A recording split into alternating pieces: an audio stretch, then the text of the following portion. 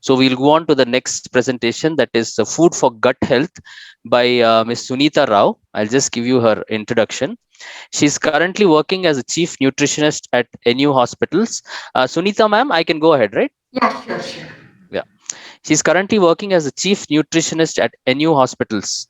She has 14 plus years of experience in clinical diabetes.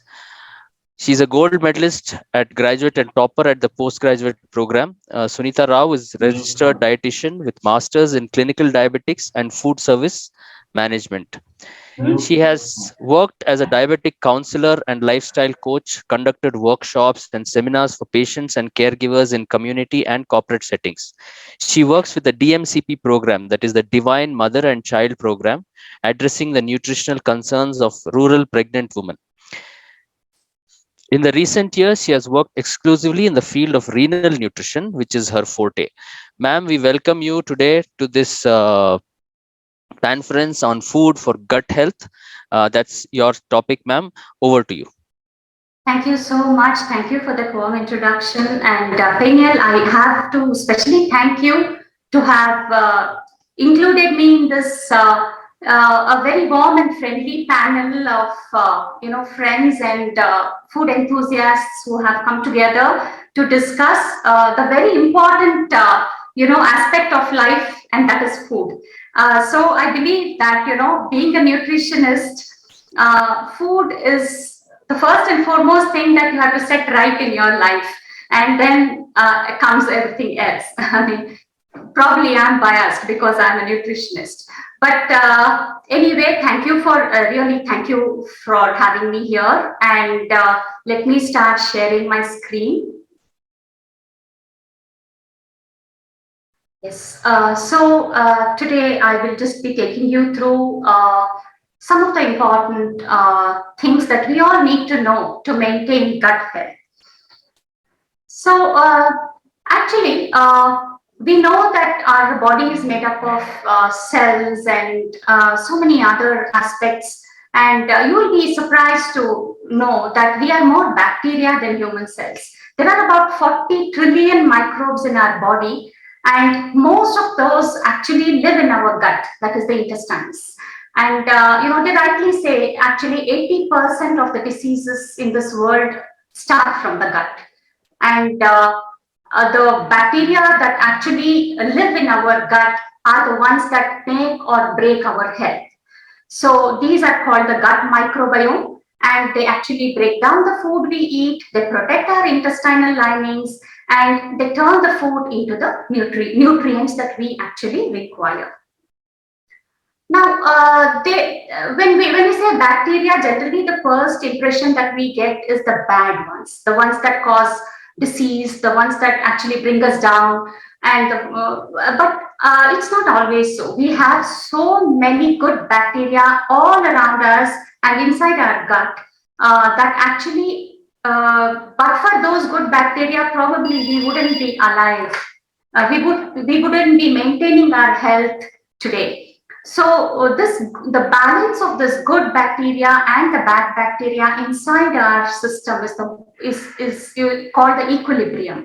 And if there is a tilt in this equilibrium, if the bad bacteria increases, then it could lead to many diseases. Some of the most prominent and preventable diseases by taking care of gut health are the Crohn's disease. That is actually where the intestines get so inflamed that they have to sometimes perform surgeries to remove segments of the intestine, and it is a very troublesome and a debilitating disease. Then even ulcerative colitis, then the irritable bowel syndrome. All these are related to gut health somewhere or the other. Now, this gut health or the gut bacteria that we have a connection with almost every prominent organ in our body. And now let us see how actually it is connected with our heart.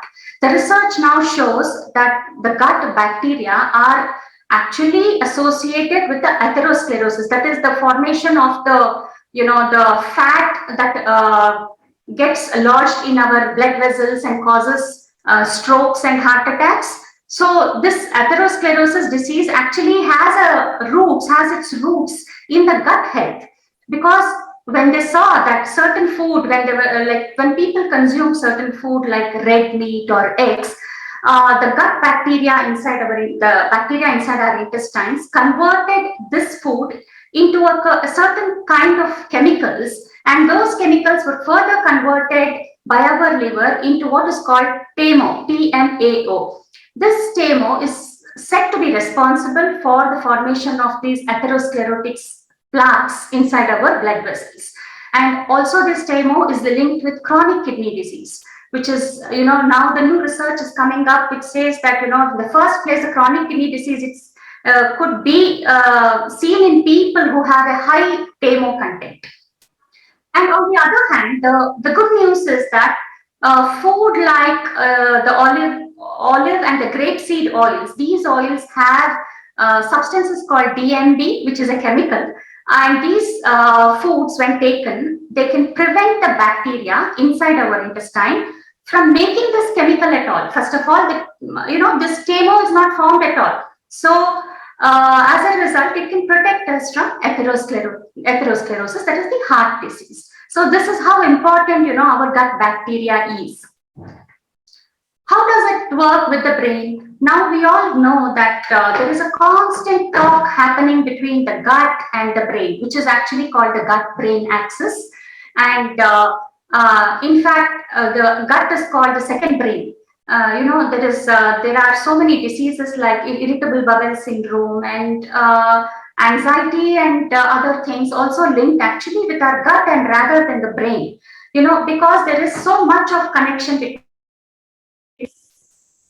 There has been research which has proved that eating the wrong kind of foods, when it tilts the equilibrium in the bad way, it can affect our mood, it can change our emotions, it can be responsible for autism in many children, and it also heightens the pain reflexes. That means people who have a dysbiosis of the gut, that means they don't have good bacteria, they have more of bad bacteria, they have heightened senses for pain. So they have more pain, they can sense more pain and all that.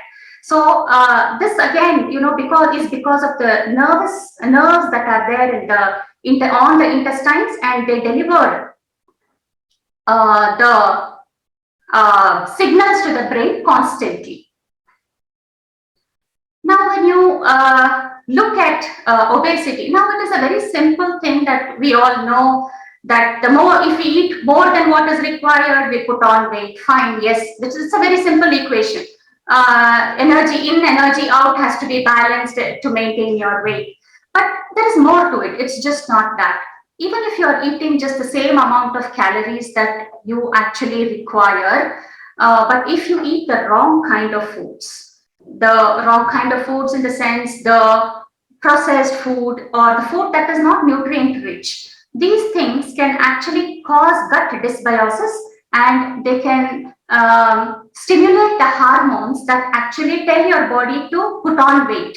So they will suppress the satiety feeling, they will make you more hungry, they will make you eat more, and ultimately they will lead to obesity. So there are, apart from food, there are so many other things that actually affect our gut microbiome right from our birth.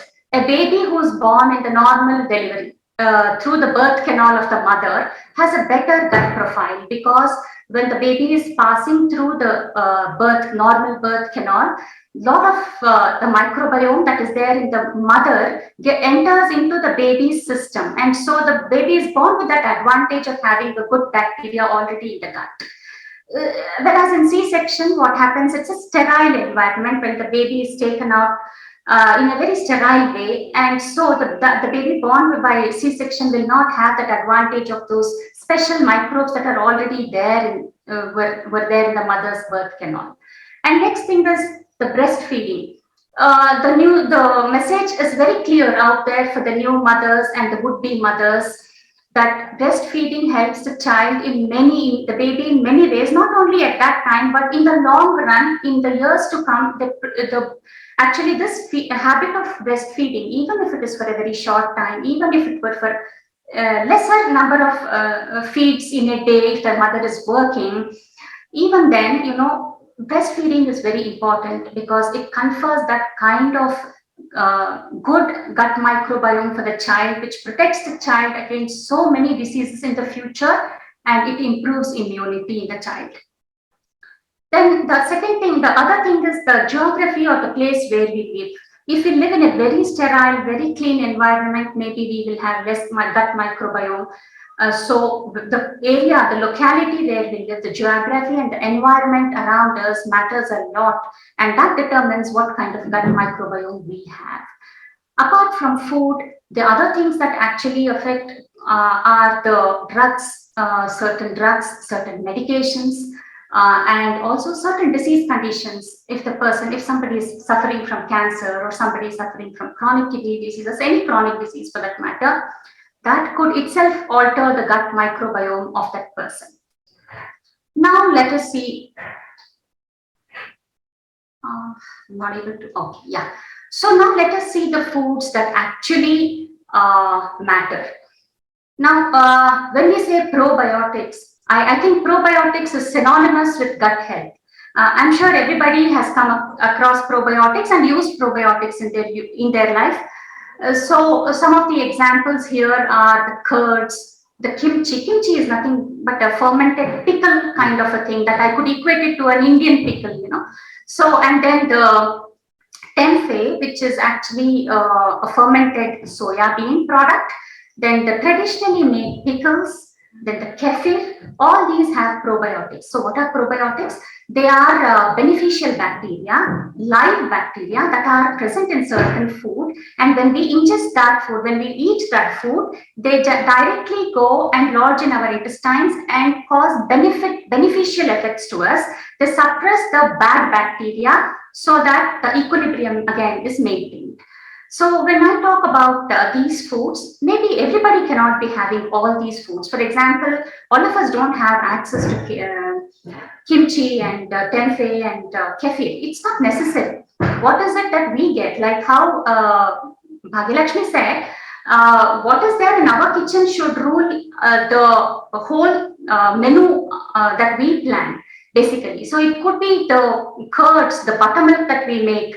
And earlier, what traditional pickles used to be made, they were the ones that they would add salt and leave for a long time for it to kind of ferment, or they would call it like setting. They would set the pickle first with salt, and during that time, during the curing process, bacteria would develop in it. A lot of lactic acid bacteria would develop in it, which is actually the probiotic. But these days, if you just pick up a bottle of pickle from the store, they might have just added vinegar to just make it sour and give the taste of the pickle, but it might not have the bacteria that really we want. So that's the difference. Our traditional way of cooking had so much sense in it, had so much of health involved in it. So we have to look into these things when we actually, use foods in our houses. The next thing is the prebiotics. These prebiotics, to put in a very simple way, they are starch or the fiber kind of foods. They actually serve as food for the probiotics. That means we want to increase the probiotics, so we have to feed the probiotics with some food. And what is that feed? It is the prebiotic. So these mostly are present in the fruits and vegetables. And banana, if you have seen actually banana, whenever somebody has a little bit of an upset stomach or even for that matter constipation, people talk about banana. That is because banana has a substance, a fiber kind of a substance called inulin.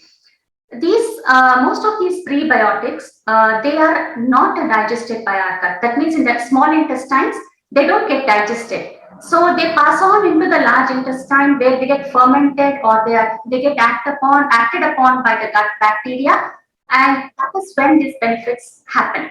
So banana has inulin, then green leafy vegetables have a lot of prebiotics, and green leafy vegetables also have the other kind of fiber which actually helps to relieve constipation. Then garlic has a lot of prebiotic. So these are some of the main important foods that we look for when we talk of prebiotics. There are many more foods that actually have this property. Now, what are these symbiotics? Now, we spoke about prebiotics, we spoke about probiotics, and the symbiotics are the ones that combine both of them to give us more, the extra benefit. For example, in Karnataka here, there is a habit of eating this, drinking ragi ambli first thing in the morning. Even in the rural areas, even sometimes in these urban areas where they follow these traditional food habits. Morning they start with ragi ambli, or they call it ragi khameer. It's not necessary that it should be done with ragi. It is also done with rice and buttermilk. It's basically made in the night, fermented overnight, and morning they add a little bit of onion and green chilies, and they drink it. This is such a wonderful food, so good for the gut that it keeps the gut in a very good healthy condition. Then, so because it has both the prebiotic and the probiotic. Now, the other example is the banana with curd. Curd is a probiotic and banana acts as a prebiotic. So again, this is a wonderful condition. I had one patient here who used to suffer from chronic constipation. Then we tried so many foods for him, all the foods that we actually test for constipation. Then finally, you know what worked? It was a little bit of banana. Even if he had half a banana with this curd rice, it worked really well for him. So, you know, you have to try out what actually, everything may not work for everybody, but if we know what all list we have, we can try out what works. Overnight oats again has the same benefit because oats has a prebiotic, and then we soak it overnight so the bacteria breaks up. Then again we have the raita made from banana stem. This is a wonderful recipe. It's so interesting, it's so crunchy and tasty, and it has the fiber and the curd again. Now, again, when we are talking about gut health, we cannot skip fiber. Fiber is that carbohydrate that actually doesn't get digested, but it provides to the bulk of our stools. So it increases the bulk in the intestines, it absorbs water, so it makes the stools very soft. So every morning we have a clear bowel movement, and that is again very important for gut health. So what are the foods that are really rich in fiber? All the nuts, the seeds, the dry fruits, then the fruits and vegetables, to just name a few. Now, many of my friends actually get confused when I say dry fruits, nuts. For them, dry fruits means everything, including almonds, walnuts. But here, I would just want to take this opportunity to, define the difference between dry fruits, nuts, and seeds. Dry fruits are sweet in nature. They are the ones that are made from drying the fruit actually. So they are like raisins, dates, figs, dried apples or plums or peaches and things like that we get. Prunes, these are very sweet, and many diabetics will not be able to use this because they increase sugar levels. Then nuts are the ones like almonds, walnuts, pine nuts, cashew nuts. So these are very healthy, and even diabetics can use this to increase the fiber in their diet, and they also have this immune boosting properties, and all these trace elements like zinc, selenium, and omega-3, all these are there, especially the flax seeds. Now seeds are the pumpkin seeds, flax seeds, sunflower seeds. So these three categories have to be very clearly defined. They are different, they are not the same.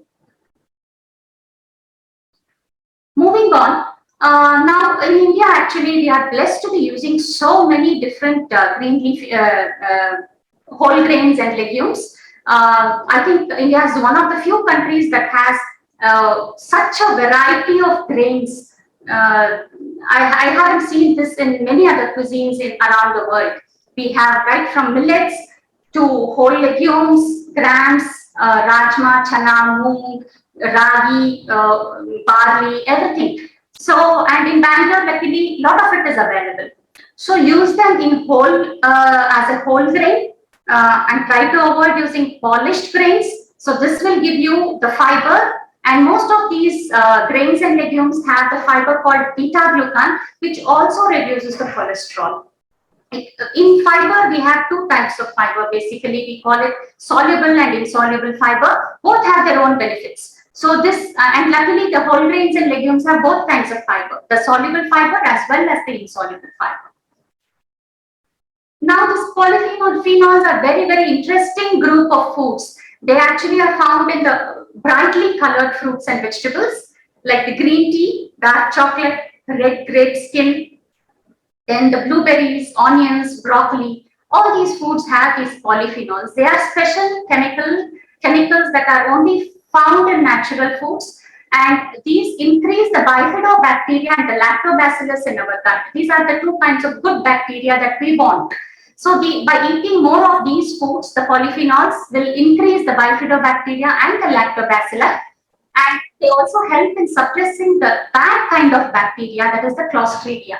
Many a times people come down with E. coli infections and gastroenteritis with diarrhea and vomiting. These kinds of bad bacteria is the ones that actually cause this. So these foods help to keep our gut healthy in that respect. So what I would want to say is eat a diverse kind of a diet, not restrict your diet to very few kinds of foods. So even in every household, I would actually, whenever I talk, whenever I interact with my clients or groups, I encourage them to eat different types of cereals, different types of legumes, and fruits and vegetables also. These days, youngsters stick to just a few fruits and vegetables. They will say, I don't eat that, I don't eat this, I only eat banana, I don't eat pomegranate. And that is very detrimental to your own health. So I would encourage all youngsters, everybody, to eat a variety of food, explore food, and keep to natural food rather than processed food. Now, what are the foods that actually harm you? Now, I cannot end my talk without telling you what you should not be eating. So these foods actually cause dysbiosis. Dysbiosis means, as I said, the equilibrium tilts towards the bad bacteria. So the processed foods come first in line. What are the processed foods? All those that are manufactured in large scale using preservatives, food additives, lots of sugars and salts in them. So they have very less nutrition. They are very tasty because they are loaded with flavors and salts and sugars. So these cause dysbiosis, and eating them regularly can actually lead you to all these metabolic disorders like hypertension, diabetes, and even cancer. Red meat and the meat that is derived from animals reared with antibiotics. These days, you really don't know where your meat comes from. And to increase the production, they always use a lot of antibiotics, hormones, and other things to increase the bulk of the meat. So if you are constantly eating that kind of meat, then that also causes dysbiosis. So this picture here, the moment you go into a supermarket, this is what you actually see. Shelves and racks filled with processed foods. So stay clear, and even if you're buying something, look at the label, see how much of salt is there, how much sugar is there, what else is added. Is dalda added? Dalda comes with many names. Dalda is also called trans fat, dalda is called hydrogenated fat. They sometimes call it esterified vegetable oil. These are all the same dalda in different names, which are really bad for our health. So you have to be wary of these. Apart from that, even constantly eating fried food, because when the oil reaches that fried temperature, it actually breaks down. So fried food is really bad for us. And maida-containing food. Maida-containing foods are the naan, kulcha, parotas that we frequently order when we go out. Those ones, they can harm you, they can cause dysbiosis. And excessive alcohol and excessive caffeine also has shown to actually kill the good bacteria and increase the bad bacteria in our gut. So these are the food we have to really limit and know that, these can cause problems in the long run. So with this, I end my talk today. Eat healthy, stay safe, and thank you once again for the patient listening. Thank you, ma'am. Thank you very much. That was amazingly informative. I open the forum for questions. You can stop the screen sharing. Yeah, sure. I've asked foods to avoid for uric acid. Yeah. Okay. So basically, uric acid is yet another. Then you have to organize this more often. Yes, ma'am. Sure. So basically, uric acid is yet another discussion altogether. But to give you an answer quickly, red meat and too much processed food and the fizzy drinks like the Pepsi, sorry, should not take the names. All the carbonated beverages are the ones that actually increase the uric acid. And even if you are very obese, if somebody is very obese and has metabolic issues, that could also be the reason for high uric acid. I heard you say something about dals and legumes. Will they increase uric acid? No, in moderate amounts they don't. Because you do require dals and legumes in your daily life to keep your body. Body is like a machine. It requires a minimum amount of protein to run. So you have to eat the dals and legumes even if your uric acid is a little high. That will not cause that we don't avoid that. But maybe the red meats are the ones that you have to avoid, and even the lean meat you have to eat. Like in India, we are not great meat eaters. We eat it like once or twice a week in small portions. Then it should be fine. Ma'am, there is this product called Yakult, which is available in the thing. My kids like it very much. I don't know how good is it. What is it exactly? Yakult is not bad. It has a probiotic, which is the Shiroda bacteria it has. It does help, but the only problem is how long will you take it? Our gut bacteria is such that our gut environment is such that as long as you're taking it, it will maintain. But once you stop it in another 10-15 days, uh, it gets reversed. It goes back to the original gut microbiome environment. So, and now we cannot say that we will take this product for life, right? So it is better to look for natural sources in your diet every day. But if you want to take it for some period of time, and if you see that it is not actually causing any diarrhea or constipation in certain children, we have seen that suddenly this leads to constipation or diarrhea. If that's not happening, then it's perfectly fine.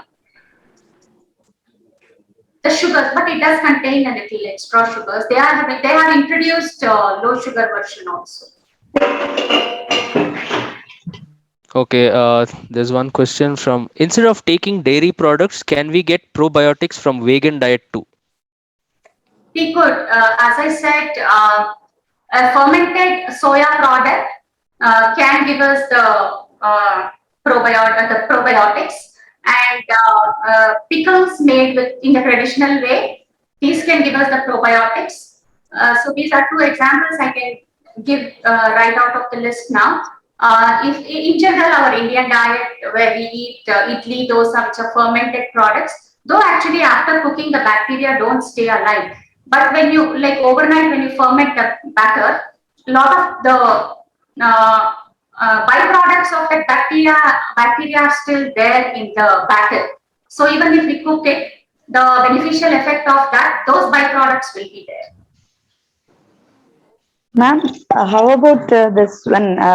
When we ferment the flour, people will add baking soda, something for cooking dosas and idlis. Is that helpful in the gut level? How it will harm?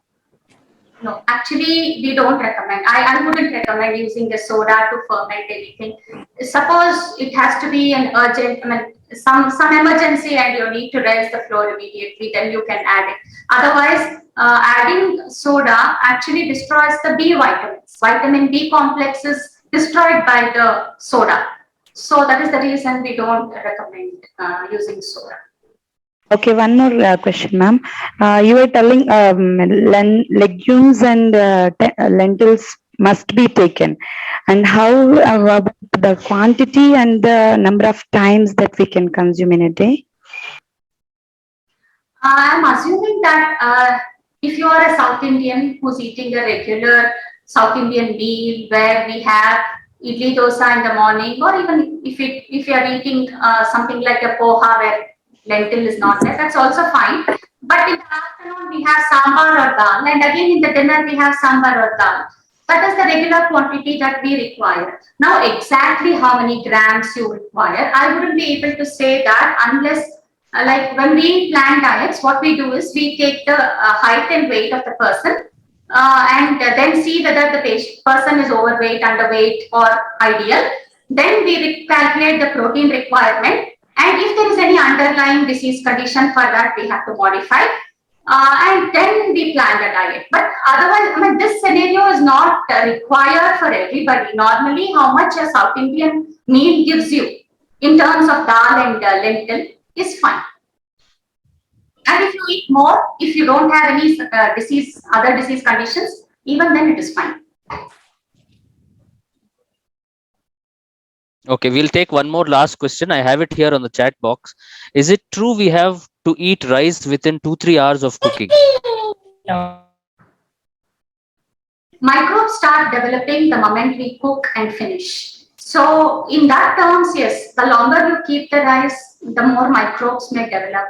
But then if I can ask you a question, we actually keep the rice, ferment the rice overnight and drink it as the khameer and the the drink that I just mentioned, the ragi ambli and things, rice ambli. So this question doesn't come into effect in that case, but that is a very healthy food actually. So it depends on why you are asking this question. If you're every day, if you want to consume fresh food, yes, fine. But otherwise, I think it doesn't really matter. Technically, it doesn't really matter. Okay, ma'am. Thank you. Thank you very much. Thank you. Thank you very much for joining us today. That was super informative. And we will stay connected and do more of these as you also suggested.